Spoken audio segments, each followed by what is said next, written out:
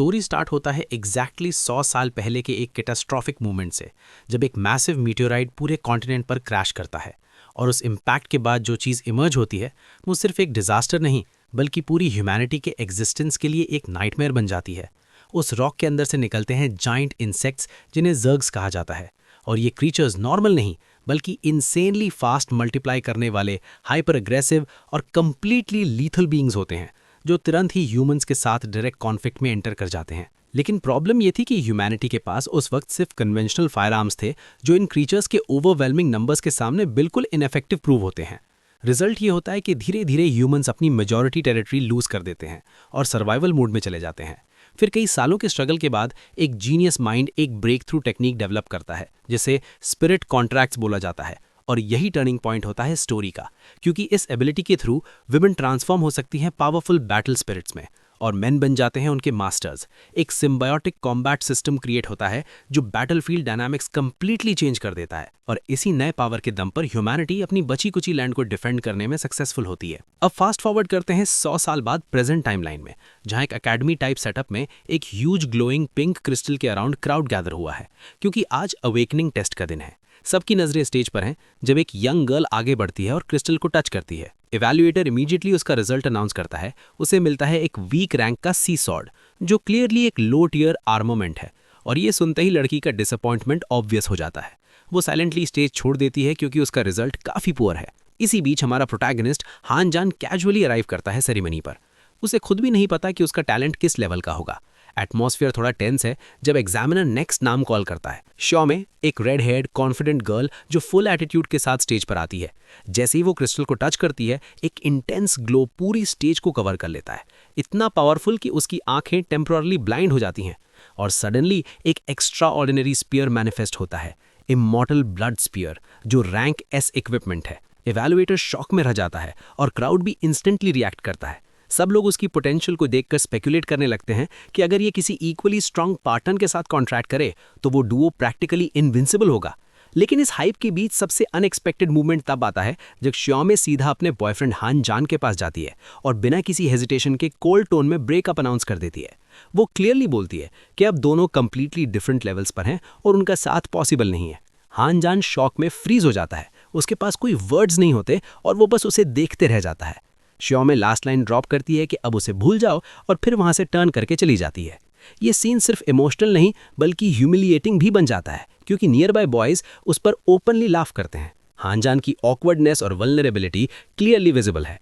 Flashback में हमें दिखाया जाता है कि पास्ट में हानजान कितना डिवोटेड था। वो श्योमे के लिए मसाजेस करता था, उसका खाना प्रिपेयर करता था, बेसिकली उसके लिए सब कुछ करता था। और एक और पास्ट सीन में श्योमे उसका लंच थ्रो कर देती है और उसे बीलिटल करती है जब वो उससे ब्रेकअप ना करने की रिक्वेस्ट करता है। प्रेजेंट में वापस आते हैं, बुलीज उसे मॉक करते हैं कि वो कभी उस लेवल की लड़की डिजर्व ही नहीं करता था। लेकिन यहाँ पर हानजान का कैरेक्टर एक स्ट्रॉन्ग रिजॉल्व दिखाता है जब वो कामली रिप्लाई करता है कि अभी भी पॉसिबिलिटी है कि वो एस रैंक या उससे भी हायर टैलेंट अवेकन कर सके। ये सुनकर श्योमे उस पर ओपनली लाफ करती है और उसकी पोटेंशियल को कंप्लीटली डिसमिस कर देती है। फिर फाइनली हानजान का टर्न आता है। वो धीरे धीरे स्टेज की तरफ वॉक करता है और क्रिस्टल को टक्कर करता है। इनिशियली कुछ भी नहीं होता, पूरा क्राउड साइलेंट हो जाता है और फिर धीरे धीरे लोग उसका मजाक उड़ाना स्टार्ट कर देते हैं। लेकिन एग्जैक्टली इसी मोमेंट पर एक सडन ट्विस्ट आता है। एक ब्लाइंडिंग लाइट स्टेज पर एक्सप्लोड होती है और हानजान अवेकन करता है एक triple S rank technique, divine resurrection, जो इतनी रेयर और पावरफुल है कि इंस्टेंटली पूरा एनवायरनमेंट फ्लिप हो जाता है। जो लोग अभी तक उसे मॉक कर रहे थे वो शॉक में आ जाते हैं, और जो गर्ल्स उसे इग्नोर कर रही थी वो सडनली उसके पास आने लगती हैं। अटेंशन का पूरा फ्लो रिवर्स हो जाता है। एक ब्लू हेड गर्ल तो ओपनली फ्लर्ट करते हुए बोलती है कि वो कॉस्प्लेयर है और दोनों उसके घर पर फन कर सकते हैं। लेकिन हानजान का माइंडसेट यहाँ क्लियरली इवॉल्व हो चुका है। वो उन सबको रिजेक्ट कर देता है और कहता है कि ये सब सुपरफिशियल लोग हैं जो उसकी ग्रोथ को हिंडर करेंगे। फिर वो अपना स्टेटस विंडो चेक करता है, जहां रिवील होता है कि उसका टैलेंट डिवाइन कैटेगरी का है और मल्टीपल हिडन एबिलिटीज उसके पास हैं जो स्टोरी के आगे डिटेल होंगी। तभी एक और अनएक्सपेक्टेड मूवमेंट आता है जब उसकी एक्स श्योमे वापस उसके पास आती है और फुल ऑडेसिटी के साथ प्रपोज करती है कि वो उसके साथ डुओ फॉर्म करे। हानजान इंटरनली इस प्रपोजल को एनालाइज करता है और अपनी नई एबिलिटी यूज करके उसका स्टेटस चेक करता है। इवन उस मूवमेंट में भी श्योमे अपनी सुपीरियोरिटी मेंटेन करते हुए बोलती है कि अब से वो उसका हाथ पकड़ सकता है। लेकिन हानजान क्लियरली समझ चुका है कि ये ऑफर सिर्फ अपॉर्चुनिस्टिक है। वो डायरेक्टली उसे रिजेक्ट कर देता है और वहां से वॉक अवे करता है बेटर ऑप्शंस के लिए। थोड़ी देर बाद एक और सीन इंट्रोड्यूस होता है जहां दो गर्ल्स एक और लड़की को इंसल्ट कर रही होती हैं जो सिर्फ ब्यूटीफुल है लेकिन उसका रैंक ई है। वो उसे डिग्रेड करती हैं और कहती हैं कि वो एकेडमी में सर्वाइव नहीं करेगी। यहीं पर हम इंट्रोड्यूस होते हैं सियाओई से, जो आइसोलेटेड है और इमोशनली हर्ट हैंड कमेंट्स है। वो जेन्युइनली समझ नहीं पाती कि सिर्फ लो रैंक होने की वजह से लोग उसके साथ ऐसा बिहेव क्यों करते हैं। कंफ्यूज स्टेट में वो रन करती है और एक्सीडेंटली हान जान से टकरा जाती है। गिरने से पहले हान जान उसे पकड़ लेता है और कामली पूछता है कि वो ठीक है या नहीं। फिर वो उसका स्टेटस चेक करता है और एक शॉकिंग डिस्कवरी करता है। डिस्पाइट रैंक ई होने के भी सियाओई के पास एग्जिस्टेंस के टॉप 10 स्ट्रॉन्गेस्ट इक्विपमेंट्स में से एक है। ये हिडन पोटेंशियल हान जान को इंस्टेंटली इंप्रेस करता है। वो जेंटली उसके हेयर को टच करता है और कैजुअली प्रपोज करता है कि क्या वो उसकी ऑफिशियल पार्टनर बनना चाहेगी। सियाओई एम्बैरेस्ड हो जाती है और सराउंडिंग गर्ल्स इस डिसीजन पर फ्यूरियस हो जाती हैं, क्योंकि उन्हें लगता है कि हान जान अपनी पोटेंशियल वेस्ट कर रहा है। डायरेक्टर चेनपू इंटरवीन करने की कोशिश करता है और वार्न करता है कि पार्टनर सिलेक्शन इमोशंस पर बेस नहीं होना चाहिए। तभी सिचुएशन और एस्केलेट होती है जब एक पावरफुल फिगर एंटर करता है, शियोमे का ग्रैंडफादर, जो एग्रेसिवली हान जान को कन्फ्रंट करता है और अक्यूज करता है कि उसने अपनी एसएसएस पावर से उसकी ग्रैंड डॉटर को इंटिमिडेट किया। वो उसका कॉलर पकड़ लेता है और स्लैप करने की कोशिश करता है, लेकिन डायरेक्टर चेन उसे रोक लेता है। ग्रैंडफादर डिमांड करता है कि हान जान उसकी ग्रैंड डॉटर के साथ कॉन्ट्रैक्ट करे, वरना वो नहीं जाएगा। लेकिन हान जान फर्म स्टांस लेता है और डिक्लेयर करता है कि वो सिर्फ सियाओई के साथ कॉन्ट्रैक्ट करेगा। बिना किसी हेजिटेशन के वो सियाओई का हाथ पकड़ता है और कॉन्ट्रैक्ट इनिशिएट करता है। ग्लोइंग चेन्स और लाइट्स उन दोनों को सराउंड करती हैं जब हान जान अपनी डिवाइन परसेप्शन एक्टिवेट करता है। सियाओई स्क्रीम करती है और एक पर्पल स्फीयर उसे एनवेलप कर लेता है। फिर वो ट्रांसफॉर्म होती है एक मैग्निफिसेंट गोल्डन सॉर्ड में। सिस्टम कॉन्ट्रैक्ट सक्सेस अनाउंस करता है और कंफर्म करता है कि उनका बॉन्ड एसएसएस लेवल का है, जो सबको स्पीचलेस कर देता है। बाद में सियाओई वापस ह्यूमन फॉर्म में आती है और इमोशनल होकर हान जान को हक करती है। इसी बीच शियोमे और उसका ग्रैंडफादर साइड में जाते हुए दिखते हैं, जहां ग्रैंडफादर सीक्रेटली प्लान रिवील करता है कि उसने नेक्स्ट डे के टेस्ट के लिए एक क्रूअल ट्रैप सेट किया है ताकि हान जान को परमानेंटली एलिमिनेट किया जा सके, और फिर कैजुअली पूछता है कि वो इस फेवर का रिटर्न कैसे करेगी। श्यामे प्लेफुल तरीके से उसे हग करती है और बोलती है कि वो उसके साथ घर पर वीडियो गेम्स खेलेगी, जिसे वो एक्सेप्ट करता है एक सीरियस एक्सप्रेशन के साथ। कुछ घंटों बाद मीडिया में फुल रिपोर्ट सर्कुलेट होती है स्टूडेंट्स के अवेकनिंग्स पर, और स्पेशली हान जान के केस पर मिक्स्ड ओपिनियंस आते हैं। और लास्ट सीन में शियोमे का ग्रैंडफादर फोन देखते हुए उसे टीज करता है। जब इससे पूछा जाता है कि हान जान किस चीज में अच्छा है, तो वो आयरॉनिकली रिप्लाई करती है कि वो हर चीज में एक्सीलेंट है, जो इनडायरेक्टली उसकी रिग्रेट और रियलाइजेशन को हिंट करता है। शाओमी कंप्लीटली एग्जॉस्टेड स्टेट में बेड पर पड़ी होती है, जो इनडायरेक्टली हिंट करता है कि उसकी लाइफ अब एक अलग डायरेक्शन में जा रही है। नेक्स्ट डे कैफेटेरिया का सीन ओपन होता है, जहां एक नॉर्मल डेली रूटीन के बीच भी टेंशन क्लियरली फील होती है। कोई क्वाइटली हानजन की प्लेट में फूड सर्व करता है, और यहां हम देखते हैं कि प्रोटैगनिस्ट अपनी न्यू पार्टनर जाओ ई के साथ कामली लंच कर रहा है। लेकिन सराउंडिंग एनवायरनमेंट बिल्कुल सपोर्टिव नहीं है, क्योंकि लोग उन दोनों को कंटिन्यूसली जज कर रहे हैं। उनका मेन पॉइंट ये है कि ये पेयर कंप्लीटली अनबैलेंस्ड है, एक साइड इंसेनली स्ट्रांग और दूसरी साइड सपोजिडली वीक, जो क्लियरली एक नैरेटिव सेटअप क्रिएट करता है जहां अंडर एस्टिमेशन फ्यूचर पे ऑफ के लिए बिल्ड हो रहा है। जाओ वी ये सब सुनकर गिल्ट फील करती है और सॉफ्टली अपोलोजाइज करती है हानजन से कि उसकी वजह से उसे एम्बैरेसमेंट फेस करनी पड़ रही है। लेकिन यहाँ प्रोटैगनिस्ट का मैच्योर साइड सामने आता है, जब वो उसे कंफर्ट करता है और कैजुअली बोलता है कि वो हर बात पर सॉरी बोलना बंद करे। ये मोमेंट उनके बॉन्ड को सटली स्ट्रेंथन करता है। साथ ही हानजन उसे रिमाइंड करता है कि अननेसेसरी टेंशन लेने के बजाय वो बस ब्रेकफास्ट और टाइमिंग पर फोकस करे, वरना वो आज के इवैल्यूएशन के लिए लेट हो जाएंगे। तभी सडनली कोई उसका नाम कॉल करता है और हानजन इंस्टेंटली टर्न करता है देखने के लिए कौन है। यहाँ एंट्री होती है वैंगलू माओ की, एक एरोगेंट पर्सनालिटी जो क्लियरली अपनी प्रेजेंस एस्टैब्लिश करने के लिए आया है। वो हानजन को प्रवोक करते हुए इनडायरेक्टली चैलेंज करता है और पूछता है कि क्या वो सच में इतना पावरफुल है जितना लोग बोल रहे हैं। लेकिन प्रोटैगनिस्ट का रिएक्शन यहाँ काफ़ी टेलिंग है, क्योंकि वो बिल्कुल भी इंटरेस्ट नहीं दिखाता और इंस्टेड कैजुअली पूछता है कि ये बंदा है कौन, जो डायरेक्टली वैंगलू माओ के ईगो पर हिट करता है। फिर वो अपना इंट्रोडक्शन देता है और रिवील करता है कि वो अब जाओ मी का न्यू पार्टनर है, मतलब क्लियरली एक रिप्लेसमेंट डायनामिक क्रिएट हो चुका है। उसका एटीट्यूड भी बिल्कुल जाओ मी जैसा एरोगेंट है। हानजन एक लाइटपन उसके नाम पर क्रैक करता है, जो सिचुएशन को और एस्केलेट कर देता है और वैंगलू माओ को इरिटेट कर देता है। इसी बीच जाओमी एंट्री लेती है और अपने न्यू पार्टनर का आर्म पकड़कर उससे बोलती है कि हानजन जैसे लूजर को इग्नोर करे। वो ओपनली उसे फेलियर डिक्लेयर करती है और प्रेडिक्ट करती है कि वो जल्द ही एकेडमी से एक्सपेल हो जाएगा। जब वो दोनों टर्न करके जा रहे होते हैं तो वैंगलू माओ एक फाइनल थ्रेड ड्रॉप करता है कि ये मैटर यहीं खत्म नहीं होगा, जो क्लियरली फ्यूचर कॉन्फ्लिक्ट फोरशैडो करता है। सीन फिर शिफ्ट होता है एक मैसिव अरीना में, जहां अनाउंसर लाउड वॉइस में डिक्लेयर करता है कि टेस्ट ऑफिशियली स्टार्ट होने वाला है। वो एक्सप्लेन करता है कि टेस्ट मल्टीपल स्टेजेस में डिवाइडेड है और अगर कोई एक स्टेज भी पास कर लेता है तो उसे सक्सेस माना जाएगा। अरीना ज़्यादा क्राउडेड नहीं है, लेकिन स्टेक्स हाई हैं। इवैल्यूएटर फर्स्ट पेयर कॉल करता है। श्याओमी और वैंगलू माओ दोनों कॉन्फिडेंटली गेट के सामने स्टैंड लेते हैं, जैसे उन्हें अपनी विक्ट्री पर फुल फेथ हो। जैसे ही गेट ओपन होता है, एक टेरिफाइंग क्लॉ बाहर आता है और उसके बाद एक जाइगैंटिक लेवल 7 इंसेक्ट अरीना में एंटर करता है। इसका डिज़ाइन ग्रोटेस्क और इंटिमिडेटिंग है, जो इंस्टेंटली डेंजर का स्केल इस्टेब्लिश करता है। वैंगलू माओ कॉन्फिडेंटली डिक्लेयर करता है कि बैटल स्टार्ट हो चुकी है। श्याओमी स्पीयर में ट्रांसफॉर्म होती है और वो मॉन्स्टर के अगेंस्ट चार्ज करता है। क्रीचर अग्रेसिव अटैक करता है, लेकिन वो नैरोली डॉज करता है और काउंटर अटैक के लिए प्रिपेयर होता है। पहला स्ट्राइक मॉन्स्टर के हार्ड कैरोपेस को पेनिट्रेट नहीं कर पाता, जो इनडायरेक्टली उनकी लिमिटेशन शो करता है। फिर वो जंप करता है और सेकंड अटेम्प्ट में फुल फोर्स के साथ अटैक करता है और फाइनली स्पीयर मॉन्स्टर के बॉडी को पियर्स कर देता है। एक मैसिव होल क्रिएट होता है और मॉन्स्टर पेन में रोर करता है। Audience instantly S rank power को प्रेज करती है और उनकी कैपेबिलिटी को अप्रिशिएट करती है। स्क्रीन पर दिखाया जाता है कि मॉन्स्टर डिफीट हो चुका है, लेकिन यहाँ एक डीपर लेयर रिवील होती है जब सीन कट होता है एक प्राइवेट ऑब्जर्वेशन रूम में, जहां ऑर्गेनाइजर्स फाइट एनालाइज कर रहे हैं।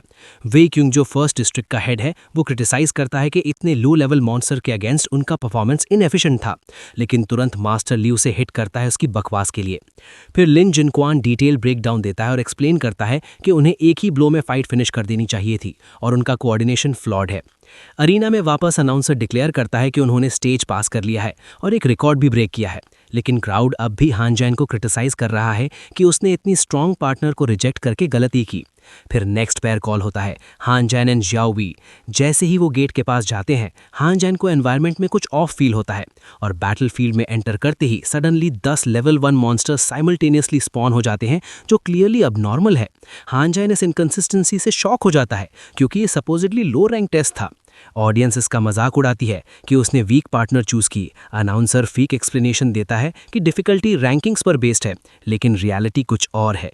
ये रिवील होता है कि श्याओमी के ग्रैंडफादर ने अनाउंसर को ब्राइब किया है ताकि हान जैन पब्लिकली फेल हो जाए। अनाउंसर इंटरनली भी कमेंट करता है कि हान जैन ने गलत इंसान को ऑफेंड कर दिया। अब बैटल स्टार्ट होती है और मॉन्स्टर्स अग्रेसिवली चार्ज करते हैं। केओस के बीच शाओमी ट्रांसफॉर्म होती है एक रेडिएंट गोल्डन स्वॉर्ड में, जो इंटेंस एनर्जी एमिट कर रही है। हान जैन उस कैबिन को फ्लॉलेस मास्टरी के साथ वील्ड करता है और एक सिंगल प्रिसाइज मोशन में सारे 10 मॉन्स्टर्स को इंस्टेंटली एलिमिनेट कर देता है। ये मूवमेंट प्योर डोमिनेंस शो करता है, जो ऑडियंस को डिसबिलीफ में डाल देता है। ऑब्जर्वेशन रूम में भी सब स्टन्ड हैं।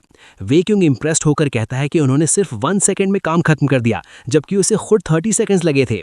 लिन जिनक्वान कमेंट करता है कि टेस्ट रूल्स उनके लेवल के लिए इनएडिक्वेट हैं। एक ब्रूट जस्टिफाई करने की कोशिश करता है कि डिफिकल्टी चेंज इंटेंशनल था, लेकिन वो खुद भी कन्विंस नहीं लगता। फिर डिस्कशन एस्केलेट होता है और डिसाइड किया जाता है कि प्रेशर और इंक्रीज किया जाए। 20 मॉन्स्टर्स एक साथ रिलीज किए जाते हैं, जो क्लियरली एक अनफेयर एस्केलेशन है, लेकिन हान जैन का रिएक्शन सरप्राइजिंगली काम होता है। वो कैजुअली एक सॉन्ग और सोलमेट की बात करता है, जैसे ये सब उसके लिए लाइट ट्रेनिंग हो। उसके पीछे एक मैसिव वर्टेक्स फॉर्म होता है और गोल्डन स्वर्ड उसके सामने फ्लोट करती है। एक पावरफुल ब्लू वेव अनलीश होती है, जो सारे मॉन्स्टर्स को इंस्टेंटली वाइप आउट कर देती है। क्रीचर्स कोलैप्स हो जाते हैं और डिफीट हो जाते हैं।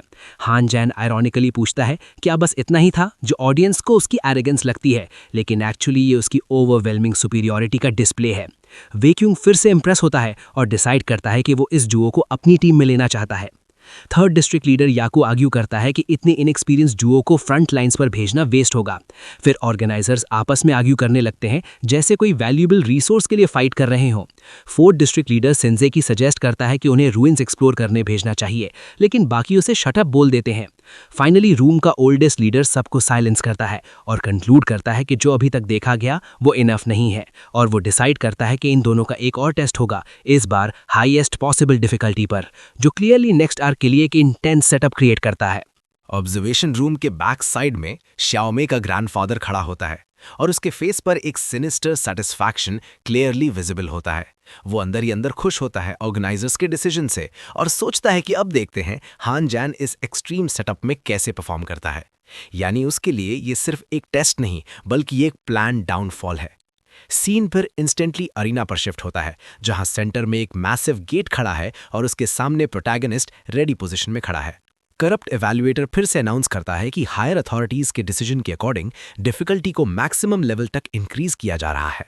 और जैसे ही लेवल 3 एक्टिवेट होता है, बैटलफील्ड पर एक साथ 10 सेकंड लेवल लिजर्ड्स और 10 थंडरबर्ड्स स्पॉन हो जाते हैं। ये कॉम्बिनेशन खुद में ही टेरिफाइंग है, क्योंकि ये मॉन्स्टर्स अटैक और डिफेंस दोनों में परफेक्ट कोऑर्डिनेशन दिखाते हैं। ऑडियंस इंस्टेंटली पैनिक मोड में आ जाती है, क्योंकि ये कोई नॉर्मल चैलेंज नहीं है। लेकिन यहाँ हान जैन का माइंडसेट कंप्लीटली अलग दिखाई देता है। वो कामली कमेंट करता है कि अब फाइनली उसे एक वर्दी चैलेंज मिला है, जो उसकी बैटल हंगर को रिफ्लेक्ट करता है। क्राउड में खड़ा वोंग लू माओ इस कॉन्फिडेंस को एरोगेंट समझकर उसे जज करता है। तभी मॉन्स्टर्स अग्रेसिवली प्रोटैगनिस्ट की तरफ चार्ज करते हैं और थंडरबर्ड्स एक साथ टेरिफाइंग रोड निकालते हैं, जो एनवायरनमेंट को शेक कर देता है। लेकिन हान जैन बिल्कुल भी फ्लिंच नहीं करता। वो अपनी गोल्डन स्वॉर्ड यूज करके मल्टीपल स्पिरिचुअल सोल्जर्स समन करता है, जो उसके साथ बैटलफील्ड में डिसेंट करते हैं। ये सोल्जर्स फुल कॉन्फिडेंस के साथ डिक्लेयर करते हैं कि वो सारे मॉन्स्टर्स को एलिमिनेट कर देंगे और तुरंत लिजर्ड्स पर अटैक लॉन्च कर देते हैं। इनिशियली उनका असॉल्ट इफेक्टिव लगता है, लेकिन सिचुएशन इंस्टेंटली फ्लिप होती है जब thunderbirds devastating electric rage fire करते हैं, जो इन स्पिरिचुअल वॉरियर्स को कंप्लीटली वाइप आउट कर देते हैं। ये एक स्ट्रेटेजिक काउंटर है जो बैटलफील्ड को और डेंजरस बना देता है। जब ये इलेक्ट्रिक रेज हान जैन की तरफ अप्रोच करते हैं, तब वो डिफेंसिव नहीं बल्कि ऑफेंसिव अप्रोच चूज करता है और डायरेक्टली होर्ड के बीच चार्ज करता है। उसके बॉडी से एक इंटेंस ऑरेंज ऑरा एमिट होती है, जो उसकी पावर को विजुअली एम्पलीफाई करती है। वो लीप करता है मॉन्स्टर्स की तरफ और उसका ये फियरलेस मूव ऑडियंस को कंप्लीटली स्टन कर देता है। लैंडिंग के बाद वो स्टाइलिश और फर्म स्टैंस में स्वॉर्ड पकड़कर खड़ा होता है, लेकिन अब वो फुली सराउंडेड है लिजर्ड्स और थंडरबर्ड्स से। यहाँ एक क्रूशल मोमेंट आता है जब वो लाउडली शाउट करता है और अपनी रप्चर फॉर्मेशन एक्टिवेट करता है। एक एक्सप्लोसिव इम्पैक्ट जनरेट होता है जो सारे क्रीचर्स को हवा में उछाल देता है और अगले ही सेकंड सब मॉन्स्टर्स स्काई से गिरते हुए डिफीटेड स्टेट में नजर आते हैं। ये प्योर अरीना के लिए एक शॉकिंग डिस्प्ले है जो हान जैन की मॉन्स्ट्रस स्ट्रेंथ को एस्टैब्लिश करता है। वोंग लू माओ दूर से ये सब देखकर इंटरनली क्वेश्चन करता है कि हान जैन के अंदर अभी और कितनी हिडन पावर बाकी है। ऑब्जर्वेशन रूम में डिस्ट्रिक्ट लीडर्स डिसबिलीफ में जम जाते हैं, क्योंकि डुओ ने सिर्फ 2 मूव्स में इतने सारे क्रीचर्स को एलिमिनेट कर दिया। कॉर्नर में बैठा ओल्ड मास्टर क्वाइटली ऑब्जर्व करता है और कंक्लूड करता है कि शाओ ई की एबिलिटीज हान जैन के साथ एम्पलीफाई हो रही हैं, जो उनके कॉन्ट्रैक्ट की यूनिकनेस को हाईलाइट करता है। वो तुरंत अपने बटलर को कॉल करता है, जो एब्सर्ड स्पीड से अपीयर होता है और अपनी लॉयल्टी शो करता है। मास्टर उससे ऑर्डर देता है कि वो अपनी स्पेशल एबिलिटी यूज करके हान जैन का रियल पावर लेवल एनालाइज करे। लेकिन बटलर कामली रिप्लाई करता है कि उसने पहले भी ट्राई किया था, लेकिन वो कुछ भी रीड नहीं कर पाया, जो एक मिस्टीरियस लेयर ऐड करता है प्रोटैगनिस्ट के अराउंड। वो कंपेयर करता है सिचुएशन को एक और रेयर केस लिंग जैन के साथ। मास्टर शॉक्ड होकर पूछता है कि क्या इवैल्यूएशन क्रिस्टल ने मिसरीड किया होगा शाओ ई की मॉन्स्टर्स पावर की वजह से। बटलर अग्री करता है कि ये पॉसिबल है, लेकिन मास्टर को पूरी सिचुएशन एक्सट्रीमली स्ट्रेंज लगती है। वो डिसाइड करता है कि लिंग जैन को हान जैन से जल्दी मिलना चाहिए। फिर वो एक और क्रूशल सवाल पूछता है कि इन दोनों के कॉन्ट्रैक्ट का स्पिरिचुअल टैलेंट क्या है।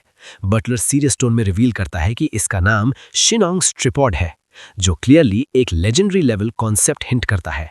सीन फिर अरीना में वापस आता है, जहां इवैल्यूएटर हान जैन से पूछता है कि क्या वो नेक्स्ट चैलेंज कंटिन्यू करेगा। बिना हेजिटेशन के वो हाँ बोल देता है और इंस्टेंटली लेवल 4 होर्ड पोर्टल से स्पॉन होती है। एक जायंट सेंटिपीड डायरेक्टली उस पर अटैक करता है, लेकिन हान जैन इजीली डॉज कर लेता है। फिर वो अपनी मैजिक स्वॉर्ड शाओ ई के थ्रू एक ओवरवेलमिंग म्यूजिकल एनर्जी एमिट करता है, जो बैटलफील्ड को डोमिनेट कर देती है। एक स्विफ्ट मूवमेंट में वो सामने के सारे मॉन्स्टर्स को एलिमिनेट कर देता है, लेकिन पोर्टल से क्रीचर्स कंटिन्यूसली स्पॉन होते रहते हैं। इस पॉइंट पर हान जैन डिसाइड करता है कि वो अपनी लिमिट्स टेस्ट करेगा और अपनी पावर से एक हरिकेन क्रिएट करता है, जो सब कुछ स्वीप कर देता है। इवेंचुअली वो लेवल 9 तक रीच कर लेता है और बैटलफील्ड कंप्लीटली डिफीटेड मॉन्स्टर्स से भर जाता है। इवैल्यूएटर अनाउंस करता है कि वो यही टेस्ट स्टॉप कर सकता है, लेकिन हान जैन सबको शॉक करते हुए डिक्लेयर करता है कि वो लेवल 10 अटेम्प्ट करेगा। ऑडियंस डिसबिलीफ में आ जाती है, क्योंकि ये लेवल एकेडमी हिस्ट्री में किसी ने अटेम्प्ट नहीं किया। First district leader Wei Ching comment करता है कि वो खुद अपनी पीक पर सिर्फ लेवल 9 तक पहुंचा था। एक फ्लैशबैक ट्रांसमिशन उसकी अचीवमेंट दिखाता है। अब स्टेक्स और भी हाई हो जाते हैं, क्योंकि अगर हान जैन लेवल 10 क्लियर करता है तो वो हिस्टोरिकल रिकॉर्ड ब्रेक करेगा। इसी वजह से फर्स्ट और सेकंड डिस्ट्रिक्ट लीडर्स के बीच राइवलरी एस्केलेट होती है। लिन जिंग वैन अपने ग्लासेस एडजस्ट करता है और ओपनली चैलेंज करता है कि वो इस टैलेंट के लिए फाइट करने को रेडी है। पर्पल ऑरा के साथ वो अपनी इंटेंट शो करता है। अरीना में इवैल्यूएटर हैन जैन को वार्न करता है कि उसकी करंट एग्जॉशन स्टेट में वो जीत नहीं पाएगा, लेकिन हैन जैन सिर्फ थोड़ा टाइम मांगता है रिकवर करने के लिए। रूल्स के अकॉर्डिंग उसे मैक्स 5 मिनट्स मिल सकते हैं, लेकिन वो कॉन्फिडेंटली बोलता है कि उसे सिर्फ एक सॉन्ग की ड्यूरेशन जितना टाइम चाहिए, और फिर एक insanely fast recovery process start होता है जो सबको शॉक कर देता है। स्पेक्टेटर्स रियलाइज करते हैं कि चाहे हैन जैन और शाओई के रैंक्स डिफरेंट हों, लेकिन उनका सिनर्जी इंसेन लेवल का है। मीनवाइल ऑफिस में डिस्ट्रिक्ट लीडर्स के बीच आर्ग्यूमेंट और इंटेंस हो जाता है। तभी एक कॉर्नर से लियो जिंग चुन कॉफ करके अगेंशन ग्रैब करता है। वो 5th डिस्ट्रिक्ट का लीडर है और वो लॉजिकली पॉइंट आउट करता है कि हैन जैन जैसे टैलेंट को बैटलफील्ड पर वेस्ट नहीं करना चाहिए, क्योंकि वो हीलिंग और एनर्जी एब्जॉर्प्शन में एक्सेप्शनल है। लेकिन वी चिंग और लिन जिंग ह्वान तुरंत अपोज करते हैं, क्योंकि वो उसे अपने कॉम्बैट टीम्स के लिए चाहते हैं। सिचुएशन फिजिकल फाइट तक पहुंचने वाली होती है, तभी प्रोफेसर ली इंटरव्यून करता है और सबको रिमाइंड करता है कि हर डिस्ट्रिक्ट का रोल प्री डिफाइंड है। First district decisive battles handle करता है, सेकंड स्ट्रैटेजी मैनेज करता है, थर्ड एक्सपेंशन, फोर्थ एक्सप्लोरेशन और Intel gathering, 5th healing, 6th surveillance, 7th ocean traversal और 8th कोवर्ट ऑपरेशंस। यानी सिस्टम ऑलरेडी स्ट्रक्चर्ड है और हैन जैन का प्लेसमेंट एक क्रिटिकल डिसीजन बन चुका है जो फ्यूचर स्टोरी लाइन को हेविली इंपैक्ट करेगा। बताया जाता है कि ये जो 8 डिस्ट्रिक्ट्स हैं, ये सिर्फ ऑर्गेनाइजेशंस नहीं बल्कि पूरे दैक्सिया का बैकबोन है। यही वो अल्टीमेट पिलर सिस्टम है जो दुनिया में बैलेंस, ऑर्डर और सर्वाइवर मेंटेन करता है। और इसी कॉन्टेक्स्ट में प्रोफेसर ली कैजुअली कन्फेस करता है कि उसने कई बार 9th डिस्ट्रिक्ट स्टैब्लिश करने का आइडिया सोचा था, लेकिन कभी उसे परस्यू नहीं किया, जो एक सटल फोरशैडोइंग क्रिएट करता है कि फ्यूचर में कोई एक्स्ट्राऑर्डिनरी एलिमेंट इस सिस्टम को एक्सपैंड कर सकता है। सीन फिर इंस्टेंटली कट होता है एक सिनेमैटिक बैटलफील्ड पर, जहां डेंस स्मोक के बीच एक जाइगैंटिक क्रीचर लाउड रॉर करता है। ये है ज़र्ग, एक लेवल 3 मॉन्स्टर जिसे फ्लेमिंग बीस्ट के नाम से जाना जाता है, और इसका इंट्रोडक्शन ही टेंशन को पीक पर ले जाता है। प्रोफेसर ली कामली एक्सप्लेन करता है कि अगर हान जान सिर्फ 3 मिनट्स तक इस मॉन्स्टर के अगेंस्ट सर्वाइव कर लेता है तो 10th राउंड ऑटोमेटिकली क्लियर माना जाएगा, यानी यहाँ सर्वाइवल ही विक्ट्री कंडीशन है। लेकिन उसी मोमेंट फ्लेमिंग बीस्ट एक इंसेनली पावरफुल रॉर रिलीज करता है, जिसका शॉक वेव पूरे अरीना में स्प्रेड हो जाता है और कई बाय स्टैंडर्ड्स को हवा में उड़ा देता है। ऑडियंस इंस्टेंटली पैनिक मोड में आ जाती है और लोग ओपनली क्वेश्चन करते हैं कि हान जान क्यों इतना डेंजरस डायरेक्ट कन्फ्रंटेशन चूज कर रहा है। और इसी केओस के बीच एक सरप्राइजिंगली सॉफ्ट और क्यूट मोमेंट इंसर्ट होता है, जहां हान जान अपनी स्वॉर्ड शाओई से कैजुअली पूछता है कि क्या वो रेडी है अपकमिंग बैटल के लिए। ये छोटा सा इंटरैक्शन उनके बॉन्ड को डीपन करता है और दिखाता है कि ये सिर्फ वेपन नहीं बल्कि पार्टनर डायनामिक है। बिना एक सेकंड वेस्ट किए हान जैन फुल कॉन्फिडेंस के साथ फ्लेमिंग बीस्ट की तरफ चार्ज करता है, जबकि वो मॉन्स्टर ऑलरेडी रेडी है उन्हें क्रश करने के लिए। लेकिन ज़र्ग क्रीचर इंस्टेंटली रिएक्ट करता है और अपना मैसिव माउथ ओपन करके एक जाइगेंटिक फायरबॉल लॉन्च करता है, जो हवा को चीरते हुए डायरेक्टली हान जैन की तरफ आता है। यहाँ प्रोटैगनिस्ट की रिफ्लेक्सेस शाइन करती हैं जब वो लास्ट सेकंड पर अपनी बॉडी टिल्ट करके उस लीजल अटैक को नैरोली डॉज करता है। उसके पीछे एक मैसिव एक्सप्लोजन होता है जो अरीना को शेक कर देता है, और एग्जैक्टली इसी माइक्रो सेकेंड ओपनिंग को हान जैन एक्सप्लॉइट करता है। वो अपनी स्वॉर्ड में सारा माना कंसंट्रेट करता है और एक डेविस्टेटिंग काउंटर अटैक प्रिपेयर करता है। फिर वो लीप करता है और स्लाइटली मिड एयर फ्लोट करते हुए लाउडली शाउट करता है ताकि सराउंडिंग एनर्जी को गैदर कर सके। इतनी इनसेन पावर उसके बॉडी से एमिट होती है कि हवा का प्रेशर ऑडियंस तक इंपैक्ट करता है। एक बॉल्ड आदमी के विक तक उड़ जाती है और नियर बाय गर्ल्स को अपनी जगह पकड़कर खड़े रहना पड़ता है, वरना वो भी उड़ जाती। ये सीन सिर्फ पावर का नहीं बल्कि डोमिनेंस और कंट्रोल का डेमोन्स्ट्रेशन है। और फिर हान जैन अपनी एक्यूमुलेटेड एनर्जी को अनलीश करता है एक कॉन्सेंट्रेटेड विंड अटैक के फॉर्म में। इंस्टेंटली उसके सामने एक जाइगेंटिक टोर्नाडो फॉर्म होता है जो रैपिडली स्पिन करता है और फ्लेमिंग बीस्ट को एनकल्फ कर लेता है। ज़र्ग इनिशियली रेजिस्ट करने की कोशिश करता है, लेकिन जल्दी रियलाइज करता है कि ये ओवरवेलमिंग फोर्स उसकी कैपेसिटी के बाहर है। और फिर एक आइकॉनिक विजुअल क्रिएट होता है जहां वो मैसिव क्रीचर हवा में उठा दिया जाता है जैसे कोई रैगडॉल हो, अनकंट्रोलेबली स्पिन करता हुआ अपनी लास्ट डेस्परेट रोर निकालता है और कुछ ही मोमेंट्स में कंप्लीटली डिस्ट्रॉय हो जाता है। सिर्फ डेब्री हवा में रह जाता है। ऑडियंस इस एब्सर्ड डिस्प्ले को देखकर स्टन रह जाती है और रियलाइज करती है कि ये कोई नॉर्मल अवेकनिंग नहीं बल्कि एक एनॉमली है। इवन शाओ श्याओमी और उसका न्यू पार्टनर वोंगलू माओ भी जेलसी के बावजूद इम्प्रेस्ड हो जाते हैं। स्ट्राइक के बाद हान जैन इंटरनली रिफ्लेक्ट करता है कि इतनी हाई लेवल पावर को मेंटेन करना फ्यूचर में उसके बॉडी पर हेवी कॉन्सिक्वेंसेस ला सकता है, जो एक ग्राउंडेड लिमिटेशन इंट्रोड्यूस करता है। तभी वर्चुअल बैटलफील्ड डिस्टॉर्ट होने लगता है और सिग्नल देता है कि सिमुलेशन ऑफिशियली एंड हो चुकी है। इससे एग्जैक्ट मोमेंट पर एक मिस्टीरियस मैन अपीयर होता है जो कामली कंग्रेचुलेट करता है हान जैन को और कहता है कि वो नेक्स्ट स्टेज के लिए क्वालिफाई कर चुका है। जब हान जैन उससे पूछता है कि वो कौन है तो वो अपना इंट्रोडक्शन देता है एज लिंग जिनग्वान, एक हाई अथॉरिटी फिगर जो एक डिस्ट्रिक्ट का हेड है। बिना टाइम वेस्ट किए वो एक डायरेक्ट और अनकंफर्टेबल क्वेश्चन पूछता है, वॉर का आउटकम क्या होगा? और हान जैन का आंसर यहाँ उसके कैरेक्टर को डिफाइन करता है जब वो कहता है कि ज़र्ग्स शायद जीत सकते हैं लेकिन ह्यूमंस कभी हार नहीं मानेंगे और वो खुद फाइट करेगा ताकि सब लोग पीस और प्रॉस्पेरिटी में जी सके। ये आंसर सिर्फ हीरोइक नहीं बल्कि आइडियोलॉजिकल स्टांस को रिप्रेजेंट करता है। इसी मोमेंट पर एक और प्रेजेंस एंटर होती है, एक ओल्ड मैन जो एंथुजियास्टिकली क्लैप करता है और हान जैन को डिसाइपल बनने का ऑफर देता है। लिंग जिनग्वान उसे इंट्रोड्यूस करता है एज मास्टर ली और प्रोटैगनिस्ट इंस्टेंटली रियलाइज करता है कि ये कोई ऑर्डिनरी इंसान नहीं बल्कि डैक्सिया के सबसे पावरफुल फैमिली लियू सॉन्ग के पेट्रियार्क हैं। फिर एक क्विक फ्लैशबैक दिखाया जाता है जहां 100 साल पहले 3 ज़र्ग एम्परर्स ने मिलकर डैक्सिया को डिस्ट्रॉय करने की कोशिश की थी, लेकिन इसी ओल्ड मैन ने अकेला उनका सामना करके उन्हें एलिमिनेट कर दिया था। प्रेजेंट में वापस आकर हान जैन रिस्पेक्टफुली पूछता है कि क्या वो ट्रूली उसे डिसाइपल बनाना चाहते हैं और मास्टर ली कंफर्म करता है। हान जैन इमीडिएटली बो करता है और ग्रैटिट्यूड एक्सप्रेस करता है कि उसे एक लिविंग लेजेंड के अंडर ट्रेन होने का मौका मिल रहा है और क्लियरली वो सब स्टूडेंट्स में से बेस्ट फिट है उसके डिमांडिंग ट्रेनिंग स्टैंडर्ड्स के लिए। लेकिन फर्स्ट मीटिंग होने की वजह से मास्टर इसे सिर्फ एक रिंग देता है जो एक्चुअली एक स्पेशल इन्वेंट्री आइटम है फॉर्ज्ड फ्रॉम अ ज़र्ग एम्परर के बोन्स से। लेकिन इसके साथ एक डेंजरस ट्विस्ट है, ये रिंग लो लेवल ज़र्ग्स को इंटिमिडेट करती है लेकिन हाई लेवल ज़र्ग्स को और एग्रेसिव बना देती है। मास्टर वॉर्न करता है कि अगर वो चाहे तो इसे यूज ना करे, लेकिन हान जैन बिना हेजिटेशन की रिस्क एक्सेप्ट करता है जो उसकी फियरलेस मेंटालिटी को रीइंफोर्स करता है। मास्टर इनडायरेक्टली अप्रिशिएट करता है कि उसका डिसाइपल कावर्ड नहीं है और एक मॉकिंग ग्लांस इवैल्यूएटर की तरफ थ्रो करता है। फिर वो हान जैन और श्याओई दोनों को कंग्रेचुलेट करता है और उन्हें सेलिब्रेशन के लिए इनवाइट करता है। सीन शिफ्ट होता है एक रेस्टोरेंट में जहां विक्ट्री और न्यू डिसाइपल एक्सेप्टेंस सेलिब्रेट हो रहा है। मास्टर ली अनाउंस करता है कि उसने कुछ इंपॉर्टेंट फिगर्स को भी इनवाइट किया है ताकि डुओ एलीट सर्कल से कनेक्ट कर सके। यहाँ लिंग जिनग्वान फॉर्मली इंट्रोड्यूस होता है और बताता है कि वो सेकंड डिस्ट्रिक्ट का हेड है। फिर बाकी लीडर्स भी रिवील होते हैं जैसे इकू 3rd डिस्ट्रिक्ट से, शेंजेकी 4th से और लियू जिनचुन 5th से। सब एक बैटलफील्ड ब्रदरहुड शेयर करते हैं जो एक फैमिली जैसा बॉन्ड क्रिएट करता है।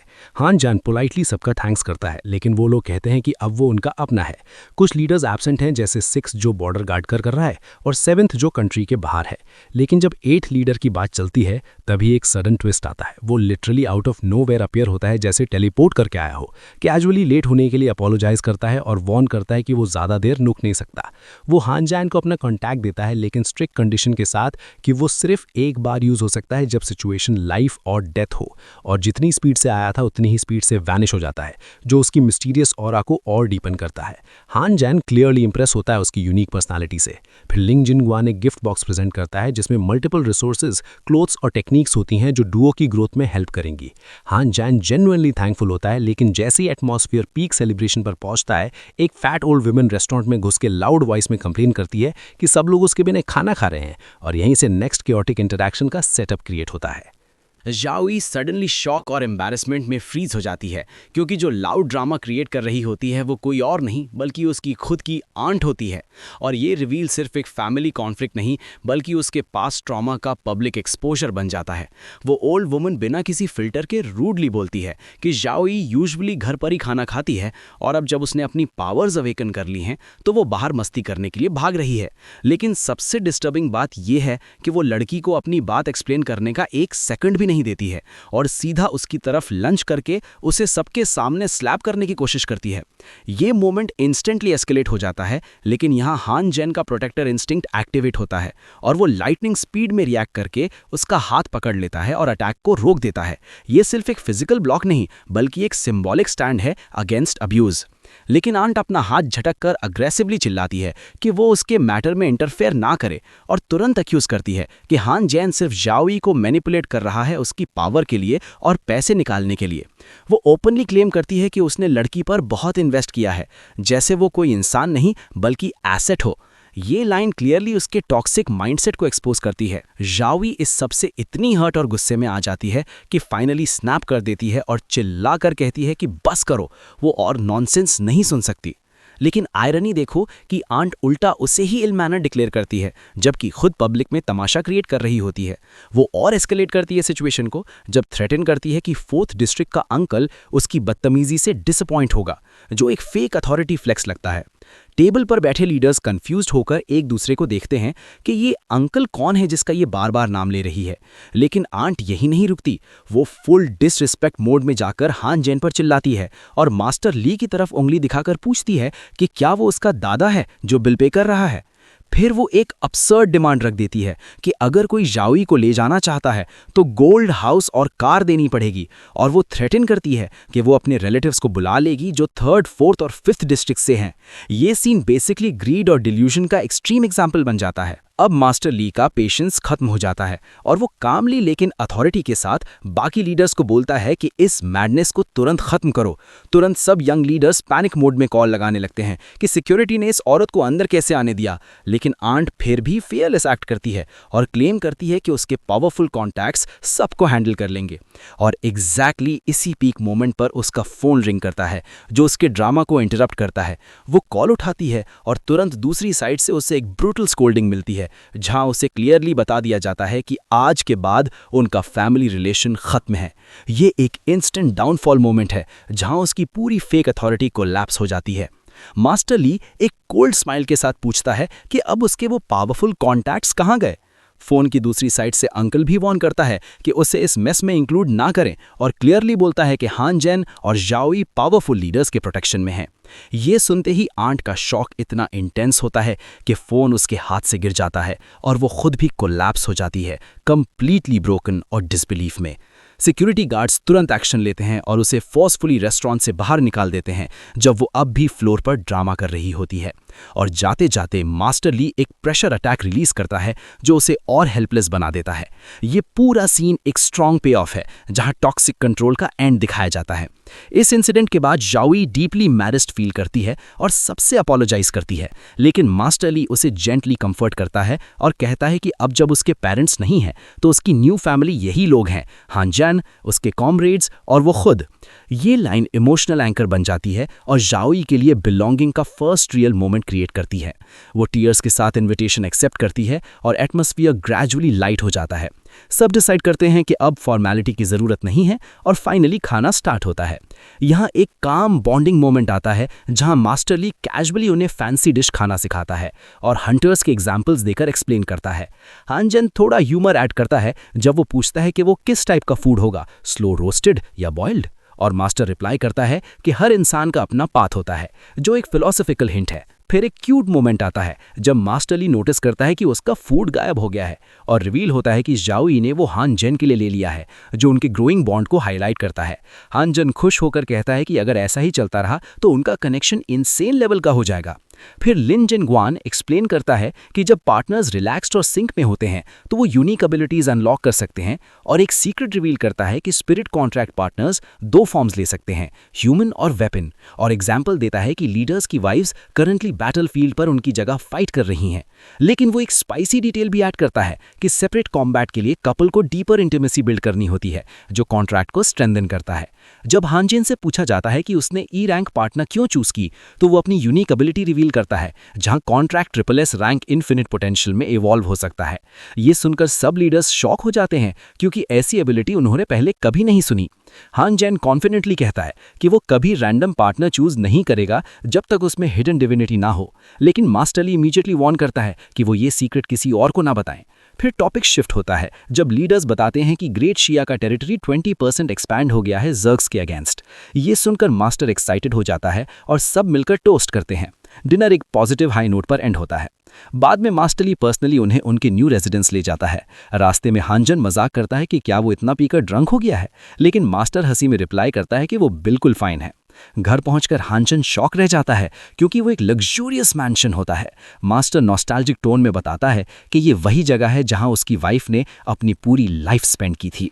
हानजन क्यूरियोसिटी से पूछता है कि क्या वो घर पर हैं, लेकिन मास्टर की आंखों में सैडनेस आ जाती है और वो बताता है कि उसकी वाइफ काफ़ी पहले मर चुकी है ज़र्ग्स पे अगेंस्ट उस लेजेंडरी बैटल में, और दुनिया सिर्फ उससे याद रखती है लेकिन उसकी सैक्रिफाइस भूल चुकी है। ये एक डीपली इमोशनल रिवील है जो मास्टर के कैरेक्टर को ह्यूमनाइज करता है। हानजन इंस्टेंटली रिग्रेट फील करता है कि उसने ये सेंसिटिव टॉपिक टच कर दिया। फिर मास्टर उससे एडवाइस करता है कि वो जाओई को चेरिश करे जब तक वो उसके साथ है, क्योंकि वो उसके स्पिरिट का हाफ है।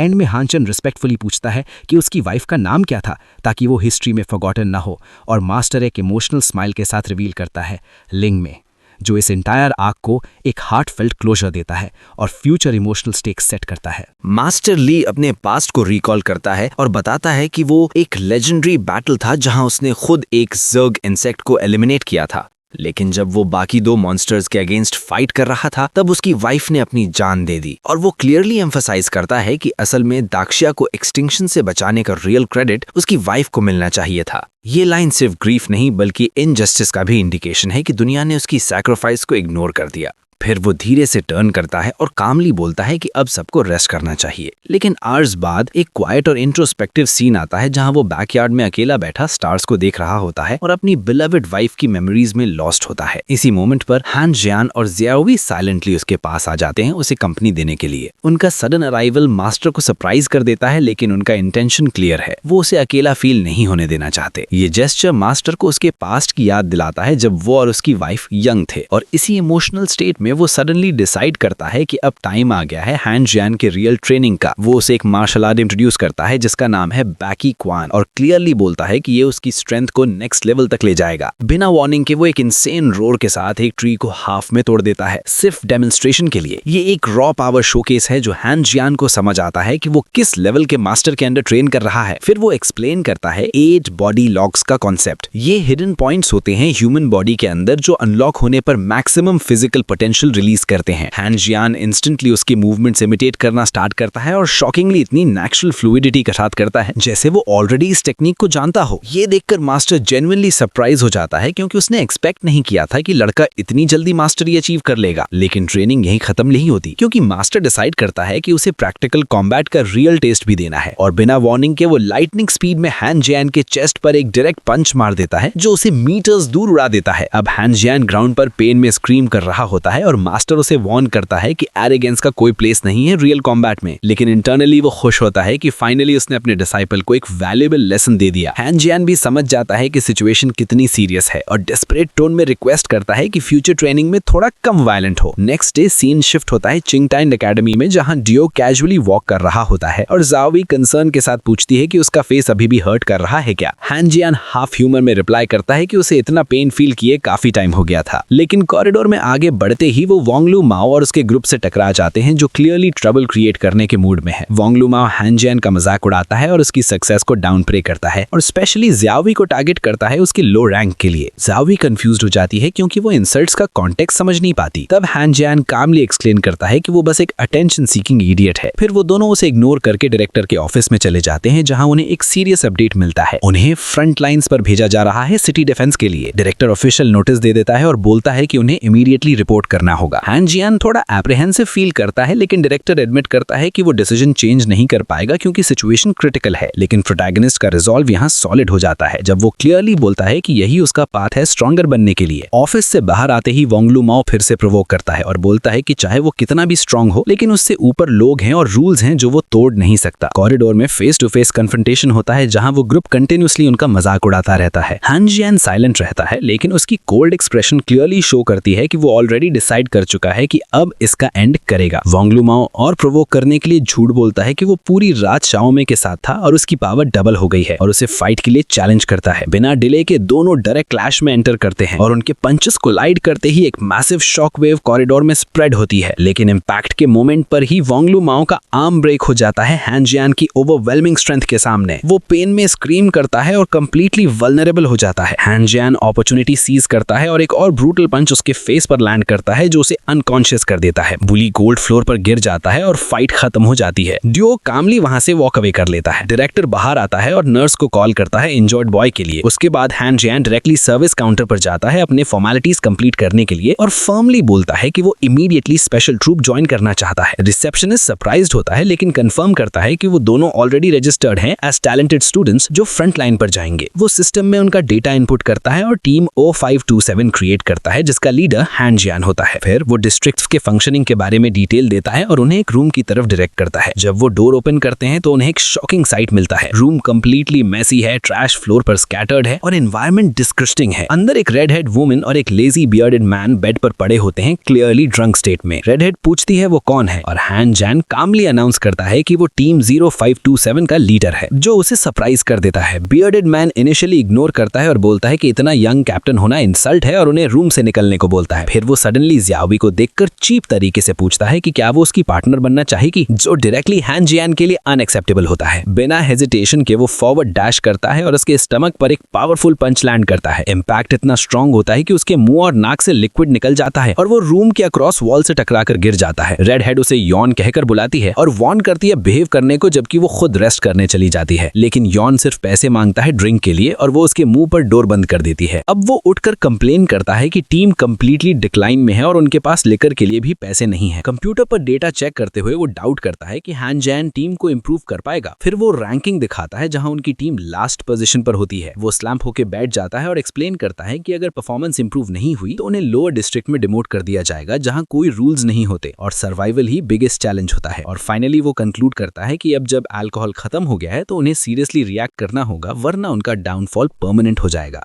जब टीम की रेड हेड गर्ल ब्लंटली बोल देती है कि अगर वो लोग यान जैसे डेड वेट को कैरी करते रहेंगे तो कभी कुछ अचीव नहीं कर पाएंगे, क्योंकि उसने तो जीने की विल तक लूज कर दी है। ये लाइन सिर्फ इंसल्ट नहीं बल्कि टीम की ब्रोकन कंडीशन का क्लियर इंडिकेटर है।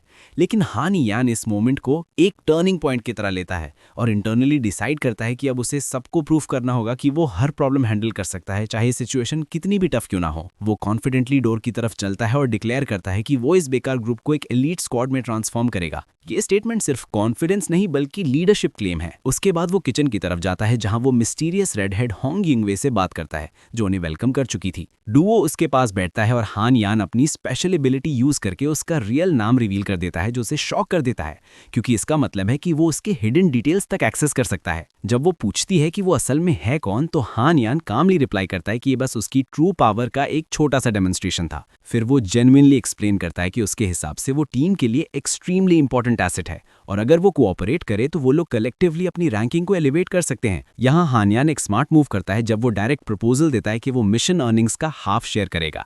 क्लियरली बोलता है कि उसे राइवलरी नहीं, कोऑपरेशन चाहिए।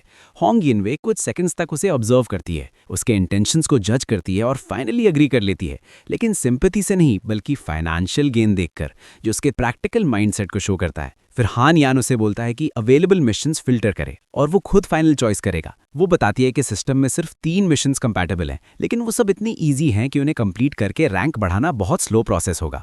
यहाँ हान यान का अग्रेसिव ग्रोथ माइंडसेट सामने आता है जब वो बिना हेजिटेट किए ज़र्ग एक्सटर्मिनेशन मिशन चूज करता है, जो सबसे डेंजरस है लेकिन हाईएस्ट रिवॉर्ड देता है।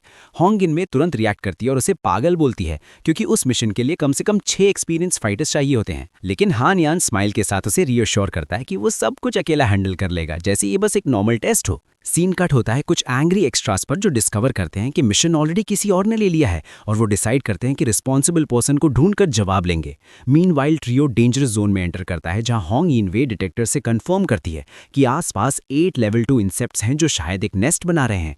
हान यान इस इन्फॉर्मेशन पर भी कॉन्फिडेंट रहता है और कैजुअली लाफ करता है, लेकिन अचानक वो बिना किसी वार्निंग के एनिमीज की तरफ डैश कर जाता है, जैसे उसे एग्जैक्ट लोकेशन पता हो। ये इंपल्सिव मूव होंग यिनवे को पैनिक में डाल देता है और वो तुरंत उसके पीछे भागती है हेल्प करने के लिए। लेकिन जब वो फाइनली उस तक पहुंचती है तो सीन कंप्लीटली अनएक्सपेक्टेड होता है। सारे मॉन्स्टर्स ग्राउंड पर बैठ पड़े होते हैं, कंप्लीटली वाइप्ड आउट। ये देखकर वो शॉक में पड़ जाती है और सोचती है कि हान यान का एक्चुअल लेवल क्या है। हान यान कैजुअली बोलता है कि मिशन इजीली कंप्लीट हो गया है, अब वो बॉडी से वैल्यूएबल मटेरियल्स कलेक्ट करेगा जो अच्छे पैसे में बिक सकते हैं। फिर वो उसे वहां छोड़ देता है, क्योंकि एक फॉलन गार्डियन का बॉडी भी है जो वो बेस ले जा सकती है। 1 घंटे बाद दूसरी टीम के मेंबर्स वहां पहुंचते हैं जो मिशन लेने वाले थे, और वो शॉक हो जाते हैं देखकर कि मिशन ऑलरेडी कंप्लीट हो चुका है और ग्राउंड पर 10 लेवल 2 इंसेक्ट्स पड़े हैं जो डिस्क्रिप्शन से ज्यादा हैं। उनमें से एक नोटिस करता है कि सब मॉन्स्टर्स एक ही फेटल ब्लो में मारे गए हैं और कंक्लूड करता है कि जो भी रिस्पॉन्सिबल है वो ऑलरेडी नेक्स्ट मिशन हंट कर रहा होगा। सीन शिफ्ट होता है एजेंसी रिसेप्शनिस्ट और ग्रैंडपा शाओ के पास, जो इस सक्सेस से इरिटेट हो जाता है और गुस्से में आकर ऑर्डर देता है कि सारे मिशंस इमीडिएटली ले लिए जाएं ताकि हान यान को फ्यूचर अपॉर्चुनिटीज ना मिलें। ये एक क्लियर सैबोटाज अटेम्प्ट है। फिर सीन शिफ्ट होता है हान यान और उसके मास्टर ली शुआंग के पास, जो घर पर कामली बात कर रहे होते हैं। मास्टर पूछता है कि क्या वो शाओ से डील करने में हेल्प चाहता है, लेकिन हान यान मना कर देता है और बोलता है कि वो अभी सिटी गार्डियंस के इश्यूज पर फोकस कर रहा है। मास्टर वार्न करता है कि जैसे जैसे टीम्स ग्रो करती हैं वैसे वैसे उन्हें हैंडल करना मुश्किल हो जाता है, जैसे पेड़ की ब्रांचेस जो धीरे धीरे रॉट होने लगती हैं। और इसीलिए उसने हान यान को ट्रेन करना चूज किया, क्योंकि वो बिलीव करता है कि लड़का खुद इन प्रॉब्लम्स को सॉल्व कर सकता है। फिर हान यान थोड़ा फ्रस्ट्रेटेड होकर मास्टर से उसकी सीक्रेट टेक्निक के बारे में एडवाइस मांगता है, क्योंकि वो अपनी ट्रेनिंग में स्टक फील कर रहा है। लेकिन मास्टर एक क्रिप्टिक हिंट देता है कि लाइफ और डेथ के बीच का स्टेट समझना होगा, जो टाइम के साथ क्लियर होगा। बाद में हान यान लिविंग रूम सोफा पर पीसफुली रेस्ट कर रहा होता है।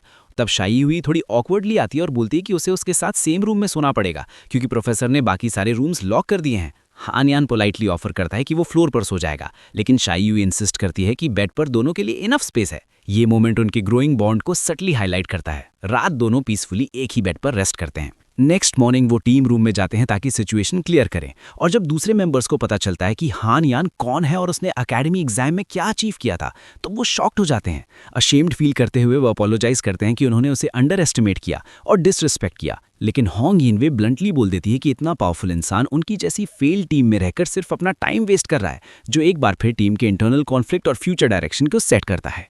जब वो यंग मैन बिल्कुल क्लियर टोन में दोबारा बोलता है कि वो यहाँ बस टाइम पास के लिए नहीं आया है, बल्कि वो जेन्युइनली रेडी है पूरे ग्रुप की सिचुएशन को बेटर डायरेक्शन में शिफ्ट करने के लिए। मतलब बंदा सिर्फ बोल नहीं रहा, उसके अंदर एक सॉलिड रिजॉल्व है जो क्लियरली फील होता है। लेकिन तभी यान का बॉर्निंग मोड ऑन हो जाता है और वो सबको रियलिटी चेक देता है कि अब जो भी स्टेप्स ग्रुप लेगा वो ईजी नहीं होने वाले, क्योंकि प्रोटैगनिस्ट ने डायरेक्टली शाओ जैसे ब्रूट को ऑफेंड कर दिया है और अब वो बंदा हर पॉसिबल तरीके से इनको टारगेट करेगा। यानी अब उनकी लाइफ परमानेंटली हार्ड मोड पे शिफ्ट हो चुकी है। इस बात से रेड हेड लड़की काफ़ी टेंस हो जाती है और वो वरिड टोन में बोलती है कि ऑलरेडी डिस्ट्रिक्ट के सारे मिशंस दूसरी टीम्स ने ग्रैब कर लिए हैं और अब सिचुएशन ये है कि उनके पास पूरी सिटी में एक भी काम नहीं बचा। मतलब ऑफिशियली अनएम्प्लॉयड हो चुके हैं ये लोग। लेकिन यहाँ प्रोटैगनिस्ट का काम एटीट्यूड एकदम स्टैंड आउट करता है, क्योंकि वो ज़रा भी फ्रस्ट्रेटेड नहीं होता और बिना पैनिक किए डिवाइस उठाता है और नेबरिंग सिटीज़ के मिशन सर्च करना स्टार्ट कर देता है। ये देखकर लड़की एक्सप्लेन करती है कि हाँ, टेक्निकली ये पॉसिबल है, लेकिन प्रॉब्लम ये है कि सिटीज़ के बीच के रूट्स बिल्कुल सेफ नहीं होते। वहाँ अननोन हाई लेवल मॉन्स्टर्स का फुल इन्फेस्टेशन है और बहुत सारी टीम्स अपनी डेस्टिनेशन तक पहुँच ही नहीं पाती, सीधा रास्ते में ही वाइप आउट हो जाती हैं। और जैसे ही ये इन्फो ड्रॉप होती है, सीन इंस्टेंटली कट होता है हान जैन की टीम पर, जो एक जीप के अंदर डिजर्टेड रोड पे फुल स्पीड से भाग रही है। उनके पीछे अचानक से स्पॉन हुए जायंट इंसेक्ट्स का डेडली स्वॉर्म लगा हुआ है। पैनिक क्लियरली विजिबल है और शाओवी क्यूरियस टोन में पूछती है कि ये कौन से क्रीचर्स हैं जो उनका पीछा कर रहे हैं। द प्रोटैगनिस्ट कामली एक्सप्लेन करता है कि ये लेवल 1 ज़र्ग्स हैं जो हमेशा ग्रुप में मूव करते हैं और एक्सट्रीमली डेंजरस होते हैं। मतलब एक भी अंडर एस्टिमेट करना सुसाइडल हो सकता है। तभी पीछे सीट पर पड़ा हुआ फॉर्मर ड्रंकर्ड यान होश में आता है और आंख खुलते ही सीधा टेरर मोड में चिल्लाने लगता है, क्योंकि उसने आगे कुछ हॉरिफाइंग देख लिया होता है। और जब सब लोग होराइजन की तरफ देखते हैं तो उनकी आंखों के सामने एक इनसेन सीन अनफोल्ड होता है। आसमान में मॉन्स्टर्स लिटरली हवा में उड़ रहे हैं और उनके सामने एक जाइगेंटिक ब्लैक हरिकेन फॉर्म हो चुका है, जो हज़ारों इंसेक्ट्स से बना हुआ है और पूरा रास्ता ब्लॉक कर रहा है। मतलब ये कोई नॉर्मल थ्रेट नहीं, बल्कि एक लिविंग डिजास्टर है। और उसी हरिकेन के आगे एक और व्हीकल दिख रहा होता है जो डेस्परेटली एस्केप करने की कोशिश कर रहा है। रेड हेड तुरंत क्वेश्चन करती है कि क्या उन्हें उन लोगों की हेल्प करनी चाहिए, और बिना एक सेकंड वेस्ट किए प्रोटैगनिस्ट डायरेक्ट डेंजर की तरफ जीप घुमा देता है। एक शार्प टर्न लेता है जिससे यान का सिर गाड़ी के पीछे जोर से टकराता है और उसके सिर से फ्लूइड निकलने लगता है। लेकिन शॉकिंगली वो बंदा पेन के बावजूद यूफोरी टोन में बोलता है कि उसने कभी इतनी एक्साइटमेंट फील नहीं की। मतलब बंदा मेंटली अलग ही लेवल पे चल रहा है। फिर रिवील होता है कि जो लोग उस स्टॉर्म से भाग रहे हैं वो कोई नॉर्मल लोग नहीं, बल्कि शैन साइंग हैं, एक हाई स्टेटस वुमन जो अपने पर्सनल बॉडीगार्ड के साथ ट्रैवल कर रही है। सिचुएशन इतनी क्रिटिकल हो चुकी है कि बॉडीगार्ड कैलकुलेट करता है कि सिर्फ 5 मिनट में वो स्टॉर्म उन्हें कैच कर लेगा और रीइंफोर्समेंट्स का आना इम्पॉसिबल है। डेस्परेशन में वो अपने सबऑर्डिनेट्स को ऑर्डर देता है कि वो अपनी जान सैक्रिफाइस करें ताकि शैन साइंग को बचाया जा सके। उसे पता है कि ये फाइट जीती नहीं जा सकती, लेकिन टाइम बाय करना जरूरी है। ये सुनकर यंग मोमन तुरंत कम्युनिकेटर पकड़कर उन्हें रोकने की कोशिश करती है, लेकिन सोल्जर्स ऑलरेडी डिसाइड कर चुके होते हैं और अटैक प्रिपेयर कर रहे होते हैं। एस्कॉर्ट व्हीकल्स एक साथ स्किड करते हैं और काउंटडाउन स्टार्ट होता है। फिर बिना डिले के 2 सोल्जर्स मिसाइल्स लॉन्च करते हैं उस ब्लैक हरिकेन पर, लेकिन शॉकिंगली उनका अटैक कंप्लीटली यूजलेस प्रूव होता है और नेक्स्ट मोमेंट वो सब लोग वायलेंट फोर्स के साथ टॉर्नेडो के अंदर सक हो जाते हैं। बाहर पूरा एस्कॉर्ट बटालियन डिस्ट्रॉय हो रहा होता है और अंदर शान साइंग हेल्पलेस हो रही होती है, सिर्फ अपने लोगों की स्क्रीम सुन पा रही होती है। तभी अचानक बाहर से एक लाउड इम्पैक्ट साउंड आता है जो उसका अटेंशन ग्रैब करता है और नेक्स्ट सेकंड एक blinding golden light dark sky को टीयर कर देती है। इतनी इंटेंस के इंसेक्ट्स भी एक सेकंड के लिए हेजिटेट कर जाते हैं और ये कोई और नहीं बल्कि हान जैन का अटैक होता है जो मैसिव एनर्जी बीम्स फायर करके उस लिविंग हरिकेन के बीच एक जाइगेंटिक रिफ्ट ओपन कर देता है। कार के अंदर शान साइयंग और उसका बॉडीगार्ड लिटरली डम फाउंडेड हो जाते हैं कि एक बंदा अकेला इतनी अपसर्ड पाकर कैसे यूज कर सकता है, लेकिन हरिकेन भी रिएक्ट करता है और मल्टीपल ब्लैक प्रोजेक्टाइल्स सीधा हान जैन की तरफ शूट होते हैं और जस्ट जब इम्पैक्ट होने वाला होता है तभी यान सामने आकर अपने बॉडी को शील्ड बना देता है और उसका पूरा बॉडी स्पाइक से पियर्स हो जाता है। वो हेवीली बैक सीट पर गिरता है, लेकिन हान जैन तुरंत एक्शन लेता है और स्पाइक्स रिमूव करने लगता है क्योंकि वो पॉइजनस है। लेकिन ट्विस्ट ही आता है कि स्पाइक्स खुद ही बॉडी से निकलने लगते हैं और वुंड्स मैजिकली हील होने लगते हैं। ये देखकर प्रोटैगनिस्ट रियलाइज करता है कि यान का रियल टैलेंट सिर्फ ड्यूरेबिलिटी नहीं बल्कि SS रैंक इमॉर्टैलिटी है जो उसे इंस्टेंट रिकवरी देता है। मतलब उसका बॉडी प्रैक्टिकली डिस्ट्रॉय नहीं हो सकता। यान थोड़ा एटीट्यूड दिखाते हुए बोलता है कि अगर प्रोटैगनिस्ट पोलाइटली पूछे तो शायद वो अपनी एबिलिटी एक्सप्लेन करे, लेकिन हान जैन उसकी बात को कैजुअली इग्नोर कर देता है। फिर मूविंग कार के अंदर ही शाओवी अनाउंस करती है कि वो लोग फर्स्ट मिशन लोकेशन पर पहुंच गए हैं। यान ये सुनकर शॉक हो जाता है क्योंकि सिचुएशन ऑलरेडी केओटिक है और उसी वक्त एक और इवन बिगर इंसेक्ट होड उनकी तरफ एडवांस करता है जिसमें ग्रोटेस्क क्रीचर्स क्लियरली विजिबल होते हैं। प्रोटैगनिस्ट शाओवी और बोलता है कि उसे उसका वेपन फॉर्म चाहिए ताकि वो एक ही अटैक में सबको वाइप आउट कर सके। जैसे ही मॉन्स्टर्स क्लोज आते हैं हान जैन एक डेवास्टेटिंग अटैक अनलीश करता है जो मल्टीपल एनिमीज को इंस्टेंटली कट डाउन कर देता है। यान ये देखकर स्टन रह जाता है और रेड हेड होंग यिंग भी एडमिट करती है कि हान जैन की स्ट्रेंथ हर मोमेंट उन्हें सरप्राइज कर रही है। दूसरी तरफ सिस्टम स्क्रीन्स पर नोटिफिकेशन स्पैम होने लगते हैं कि मिशंस रैपिडली कंप्लीट हो रहे हैं। ऑफिशियल्स का एक ग्रुप ये सब देखकर शॉक हो जाता है क्योंकि एक ही टीम absurd स्पीड से सारे टास्क क्लियर कर रही है। इरिटेट होकर वो खुद जीप्स में निकल पड़ते हैं ताकि रिस्पॉन्सिबल टीम को कन्फ्रंट कर सके। लेकिन जब वो एक मेजर मिशन लोकेशन पर पहुंचते हैं तो उन्हें पता चलता है कि हान जैन की टीम ऑलरेडी वहां का काम भी फिनिश कर चुकी है। स्क्वाड लीडर तुरंत कार टर्न करने को बोलता है क्योंकि उसे अर्जेंट आंसर्स चाहिए। एक स्कारफेस लड़का उसे वार्न करता है कि ये डेंजरस हो सकता है, लेकिन लीडर नहीं मानता। मीनवाइल एक और कार सिटी से निकलती हुई दिखाई देती है जो हान जैन की टीम की होती है जिसमें इमॉर्टल यान और शाओवी भी साथ होते हैं।